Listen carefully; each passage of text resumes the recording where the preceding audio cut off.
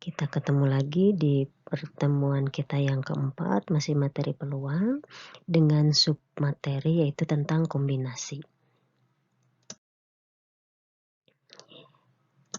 Nah, kombinasi berbeda dengan permutasi ya. Kalau kombinasi itu adalah menggabungkan beberapa objek dari suatu kumpulan tanpa memperhatikan urutannya. Jadi kalau di permutasi itu memperhatikan urutannya, kalau di kombinasi tidak memperhatikan urutannya. Ya, jadi karena tidak memperhatikan urutan, maka disinilah letak perbedaan antara kombinasi dan permutasi. Misalnya, pada kombinasi ketika kita menyusun angka 1, 2, dan 2, 1 itu dianggap sama, jadi dianggap satu. Sedangkan pada permutasi susunan 1, 2, dan 2, 1 dianggap susunan yang berbeda. Misalnya kalau dalam suatu kelas akan dipilih ketua, sekretaris, dan bendahara. Misalnya ketuanya Ani, sekretarisnya Ina. Nah, ketika berbalik misalnya Ina jadi ketua dan Ani jadi sekretaris, itu akan menjadi dua hal yang berbeda. Nah, hal seperti itu disebut dengan permutasi. Sedangkan kombinasi itu tidak memperhatikan susunannya. Misalnya dalam suatu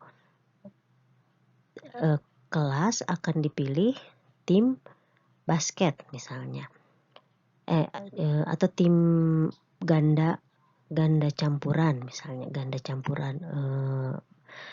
campuran badminton. Nah, ketika Dodi dan Dina dipilih, maka tidak menjadi Dodi dan Dina mau dibalik jadi Dodi dan Dina atau Dina dan Dodi, sama aja, mereka tetap satu tim, tetap menjadi tim atau pemain dari ganda campuran. Jadi status kegiatannya pun tidak berubah, atau misalnya status jabatannya pun tidak berubah gitu. Jadi artinya perbedaan antara kombinasi dan permutasi itu dilihat dari susunannya.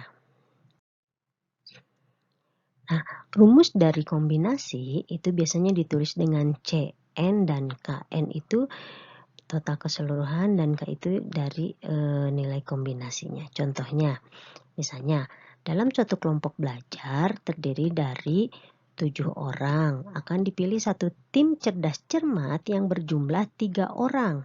Bagaimanakah cara memilih 3 orang dari 7 orang untuk menjadi tim cerdas cermat tersebut? Nah, di sini di contoh ini sudah jelas kalau satu tim, mau misalnya tim si anaknya misalnya ABC dengan BCA itu sama aja ya, maka bentuk soal seperti ini pasti merupakan soal kombinasi. Kita masukkan, kita misalkan N-nya itu 7 dari total seluruh orang dan yang akan dipilihnya 3, berarti 7, 3. Kita masukkan ke rumus sehingga didapat 7 faktorial dibagi 3 faktorial dalam kurung 7 dikurangi 3 faktorial ya. Jadi N dikurangi K. Lalu kita masukkan 7 faktorial, 3 faktorial, 7 dikurangi 3, 4 faktorial. Nah, kita masukkan, kita uraikan jadi 7 kali 6 kali 5 kali 4 faktorial dibagi 3 faktorial, 4 faktorial. Lalu 4 faktorialnya kita coret sehingga didapat 7 kali 6 kali 5 dibagi 3 faktorialnya kita uraikan jadi 3 kali 2 kali 1. Sehingga hasilnya 210 dibagi 6 atau sama dengan 35. Oke, kita jelasnya lagi. Contoh yang kedua. Di sebuah sanggar tari, terdapat 10 orang penari. Nah, ini berbeda dengan soal yang tadi. Dia lebih kompleks lagi, yaitu 6 penari laki-laki dan 4 penari perempuan.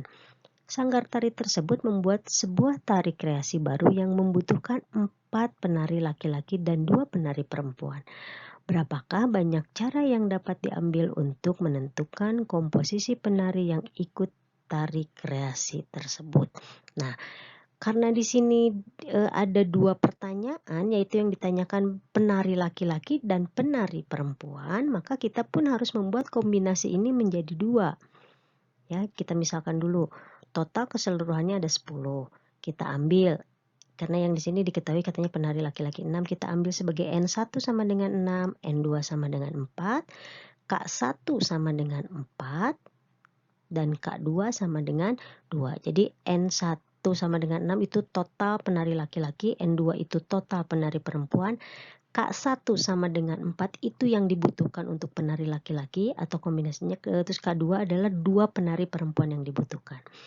Nah, untuk mengerjakannya berarti kita harus mengalihkan kombinasi dari CN1K1 dengan CN2K2. Itu harusnya CN2K2 ya, bukan CN1K1.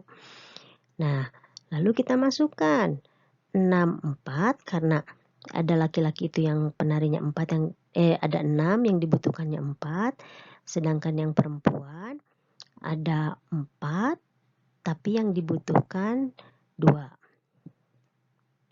Nah, lalu seperti biasa kita selesaikan 6 faktorial dibagi 4 faktorial, 6 dikurangi 4 faktorial, karena 4 faktorialnya yang besar kita coret. Begitu juga yang di sini kita coret yang 2 faktorialnya, sehingga kita dapatkan 6 kali 5 30, 2 faktorial kalau diuraikan 2 kali 1 sama dengan 2. Terus 4 kali 3 12 dibagi 2 kali 1 2. Jadi isinya 15 kali 6 atau sama dengan 90. Nah, itu untuk materi kombinasi. Nah, jadi kita sudah mempelajari materi-materi submaterinya, mulai dari faktorial, permutasi, kombinasi ya. Nah, nanti silakan kalian kerjakan tugasnya di Google Classroom. Materi selanjutnya nanti kita baru masuk ke materi peluang. Terima kasih. Wassalamualaikum warahmatullahi wabarakatuh.